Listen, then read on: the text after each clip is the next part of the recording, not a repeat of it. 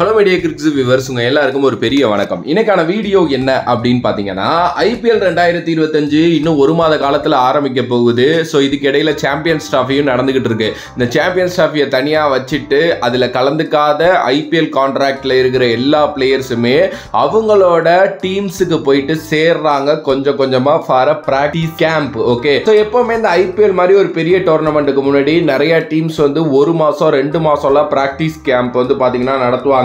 இன்னும் ஒரு சில டீம் வந்து ஆக்ஷனுக்கு அப்புறமே வந்து ஃப்ரீயா இருக்க பிளேயர்ஸ் எல்லாம் கூப்பிட்டு அப்பப்போ கேம்ப் நடத்திக்கிட்டே இருப்பாங்க. பட் இந்த லாஸ்ட் 1 மந்த் கேம்ப் அப்படிங்கிறது ஆல்மோஸ்ட் எல்லாருமே வந்து 1 மாசம் ஃபுல்லாவே ஒன்னாவே இருப்பாங்க. ஓகேவா? ஸோ இப்போ அது வந்து ஆரம்பிச்சுட்டாங்க. நிறைய teams like Punjab, Rajasthan, CSK, அதுக்கப்புறம் கேகேஆர், அது மாதிரி எல்லா டீம்ஸுமே வந்து பாத்தீங்கன்னா இந்த பிராக்டிஸ் கேம்ப் போயிட்டு இருக்கு. பட் பிசிசிஐ ரீசெண்டா வந்து எல்லா போர்டுக்குமே வந்து பாத்தீங்க அப்படின்னா ஒரு விஷயத்த சொல்லியிருக்காங்க. இந்த போர்டு அப்படிங்கிறது இப்ப Tamil Nadu cricket association, Maharashtra cricket association, Mumbai cricket association, Rajasthan cricket association, இது மாதிரி எல்லா போர்டுக்குமே ஒரு விஷயத்தை வந்து சொல்லியிருக்காங்க. என்ன அப்படின்னா சிம்பிள் தான், ரஞ்சி நடந்துகிட்டு இருக்கு. ஓகே, ஸோ நீங்க ஐபிஎலுக்கு முன்னாடி இந்த ரஞ்சி மேட்சஸ் வந்து உங்க கிரவுண்ட்ல இருந்தா மட்டும்தான் நீங்க நடத்தணும். மற்றபடி எந்த மேட்சஸுமே நீங்க ஐபிஎலுக்கு முன்னாடி நடத்தக்கூடாது. ஈவன் பிராக்டிஸ் கேம்ப்ஸ் கூட வந்து பாத்தீங்க அப்படின்னா நடத்தக்கூடாது அப்படிங்கிற மாதிரி வந்து சொல்லிட்டாங்க. அதாவது மெயினா இப்போ வந்து 10 டீம் இருக்குன்னா 10 டீமுக்குமே 10 ஹோம் கிரவுண்ட் வந்து இருக்கு. ஒரு சில டீம்ஸுக்கு இன்னும் 2-3 ஹோம் கிரவுண்ட் வந்து எக்ஸ்ட்ரா ஆட் பண்ணியிருக்காங்க இந்த வாட்டி. ஓகே, பட் ஆனால் மெயினா ஒரு 10 ஹோம் கிரவுண்டுன்னு வச்சுக்கோங்க. இந்த 10 ஹோம் கிரவுண்ட் டொமஸ்டிக் மேட்சஸ் ஆன ரஞ்சி இல்ல வேற ஏதாவது நடக்குதுன்னா வேற ஏதோ சீக்கிரம் நாயுடு டிராஃபி நடக்குதுன்னு நினைக்கிறேன். இது மட்டும் தான் வந்து பாத்தீங்க அப்படின்னா நடக்கணும். மற்ற எதுவுமே வந்து பாத்தீங்க அப்படின்னா விளையாடக்கூடாது. ஒரு பிராக்டிஸ் கேம்ப் கூட நடத்தக்கூடாதுன்னு சொல்லியிருக்காங்க. பிகாஸ் அது வந்து இந்த பிச்சோட தன்மை இருக்குல்ல, அது வந்து பாதிக்கப்படுது. இன்னொன்று அவுட்ஃபீல்டே வந்து டேமேஜ் ஆகுதுன்னு சொல்றாங்க. ஏன்னா இப்ப பிராக்டிஸ் கேம்ப் எல்லாம் நடந்தாலுமே போயிட்டு வந்து அவங்க மெயின் பிச்சர்ஸ்ல பிராக்டிஸ் பண்ண போறது கிடையாது. நீங்க வந்து இப்ப சேப்பாக்லயே போயிட்டு கேம்ப் பார்த்துருந்தீங்கன்னா தெரியும், அவங்க தனியா பிராக்டிஸுக்குன்னு பிச் வச்சிருப்பாங்க. அங்கதான் வந்து பாத்தீங்க அப்படின்னா அவங்க பண்ணுவாங்க. பட் அந்த அவுட் ஃபீல்டு வந்து டேமேஜ் ஆகுது. அவுட் ஃபீல்டுனா பிச்சை தாண்டி சுத்தி இந்த ஃபீல்டிங்லாம் நிற்பாங்கல்ல, அந்த பச்சை பசேர்னு இருக்குமே புல்வெளி மாதிரி, அதுதான் அவுட் ஃபீல்டு.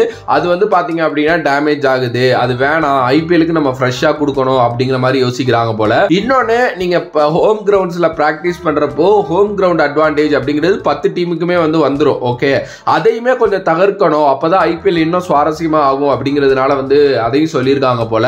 சோ யாருமே ஹோம் கிரவுண்ட்ல வந்து பிராக்டிஸ் பண்ணக்கூடாதுங்கிற மாதிரி அறிவிச்சிட்டாங்க.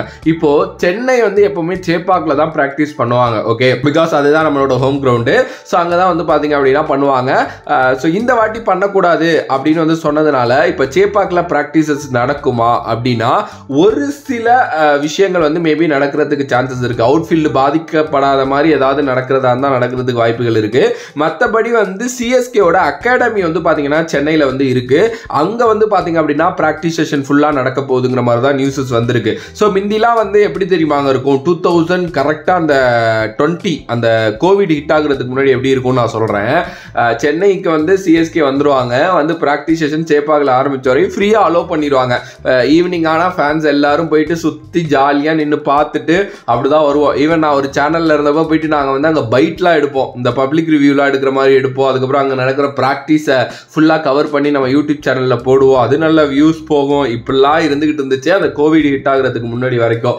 அப்புறம் ஃபுல்லாவே வந்து ஒரு சில இயர்ஸ் வந்து இந்த கோவிடோட இது இருக்கிறதுனால இது பண்ணாங்க, உள்ள உடலை. அதுக்கப்புறம் இப்ப ரீசெண்டா அது பண்றதே கிடையாது, அலோவ் பண்றதே கிடையாது. ஈவன் தோ சிஎஸ்கே எம்ஐ மட்டும் தான் வந்து பாத்தீங்கன்னா முன்னாடி ஃபேன்ஸே உள்ள அலோவ் பண்ணுவாங்க. இப்ப யாருமே பண்றது இல்ல.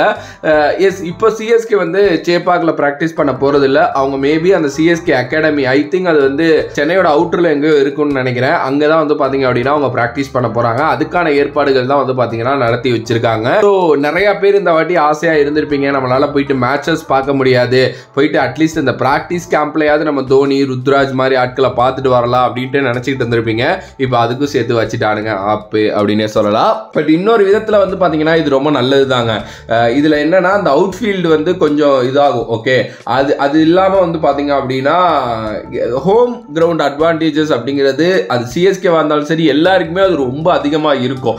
ஓகே, ஸோ அது வந்து பார்த்தீங்கன்னா பயங்கரமாக தவிர்க்கப்படும். ஸோ கேம்ஸ் வந்து இன்னும் நல்லா இம்ப்ரூவ் ஆகும், நல்லா இன்ட்ரெஸ்டிங்காகவும் வந்து பார்த்தீங்க அப்படின்னா மாறும். அண்ட் எப்போவுமே ஒரு பெரிய டோர்னமெண்ட் லைக் அது ஐசிசி டோர்னமெண்ட்டாக இருந்தால் கிரவுண்டை இவ்வளோ நாளைக்கு முன்னாடியே ஐசிசிட்ட கொடுத்துடணும் அப்படிங்கிற மாதிரி வந்து இருக்கும். இப்போ இந்த சாம்பியன்ஸ் ட்ராஃபி அப்போ பாகிஸ்தான் வந்து பார்த்தீங்க அப்படின்னா கிட்டத்தட்ட ஒரு 12-13 நாளைக்கு முன்னாடி கொடுத்துட்டாங்க. ஓகே, ஸோ அந்த மாதிரி வந்து பிசிசிஐ வந்து இன்னும் ஒரு 15 நாளில் கிரவுண்ட்ஸை ரெக்கவர் பண்ணிடுவாங்கன்னு தான் சொல்லப்படுது. ஏன்னா அதுக்கப்புறம் அங்கே இந்த எப்படி ஸ்டார்டிங் இது அதுக்கப்புறம் ஃபுல்லாக இதெல்லாம் நடக்கும். லைக் கிரவுண்ட்லாம் கரெக்டாக இருக்கா, பிச்சர்ஸ்லாம் கரெக்டாக இருக்கான்ட்டு அந்த இது எல்லாம் நடந்து அப்புறம் அப்ரூவ் ஆனதுக்கு அப்புறம் தான் அப்படியே வந்து மேட்சஸ் வந்து மூவ் ஆகும்.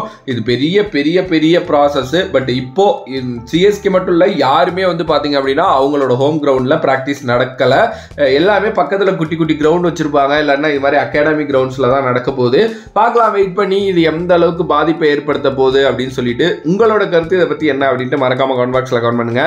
If you like the video please like, share and subscribe to நம்மளோட கிரிக்ஸிப் சேனல். வேறொரு வீடியோவில் வேறொரு கான்செப்ட்ல வந்து உங்களை சந்திக்கிறேன். And bob from this is VJ Mani. Love you all, stay safe மக்களே. நன்றி நன்றி நன்றி நன்றி, வணக்கம்.